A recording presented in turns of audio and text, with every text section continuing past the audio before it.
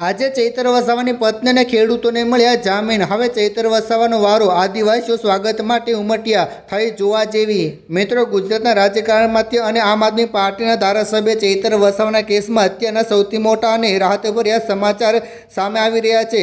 લાંબી કાનૂની લડાઈ અને વારંવાર પડતી તારીખો બાદ આખરે આજે નામદાર કોર્ટ દ્વારા ચૈતર વસાવાના પત્ની શકુંતલાબેન વસાવા અને તેમની સાથે સંકળાયેલા તમામ ખેડૂતોની જામીન અરજી મંજૂર કરી દેવામાં આવી છે।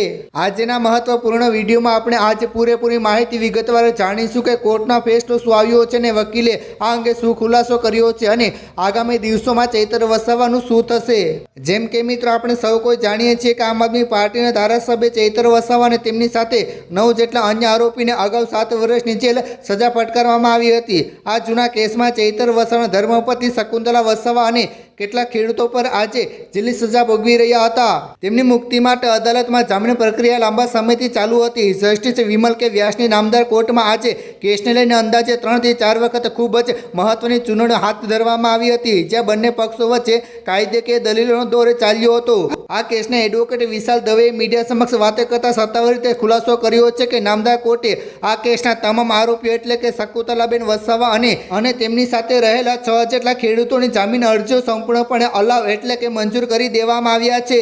સરકારી વકીલો અને બચાવ પક્ષના વકીલોની તમામ દલીલો પૂર્ણ થયા બાદ આખરે આજે 22 તારીખે નામદાર કોર્ટે આ મોટો અને ન્યાયિક ચુકાદો આપી દીધો છે, જેના કારણે લાંબા સમયથી જેલમાં રહેલા આ તમામ લોકો હવે ટૂંક સમયમાં જે જેલની બહાર આવી જશે।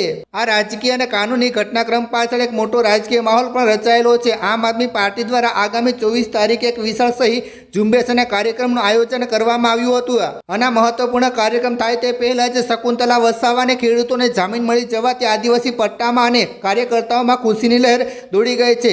આ જામીન મળવાથી માત્ર પરિવારને જ નહીં પરંતુ સમગ્ર પક્ષને મોટી કાનૂની રાહત મળી ગઈ છે। આ તમામ પ્રક્રિયા બાદ હવે સૌથી મોટો સવાલ એ ઊભો થાય છે કે પત્ની અને ખેડૂતોના જામીન મંજૂર થઈ ગયા બાદ હવે ધારાસભ્ય ચૈતર વસાવા માટે ક્યારે નવી પિટિશન દાખલ થશે અને તેમને ક્યારે જેલમાંથી બહાર લાવવાનો પ્રયાસ થશે। આગામી સમયમાં ચૈતર વસાવાની જામીન અરજી પર અને કાનૂની લડાઈ પર સૌ કોઈની નજર રહેશે। આજની મોટી અપડેટ તમને કેવી લાગી નીચે કમેન્ટ કરી જરૂર જણાવજો ને જેમ બને તેમ વિડીયો શેર કરો, લોકોને દેખાડો કે હવે વાઘ બહાર આવી રહ્યા છે।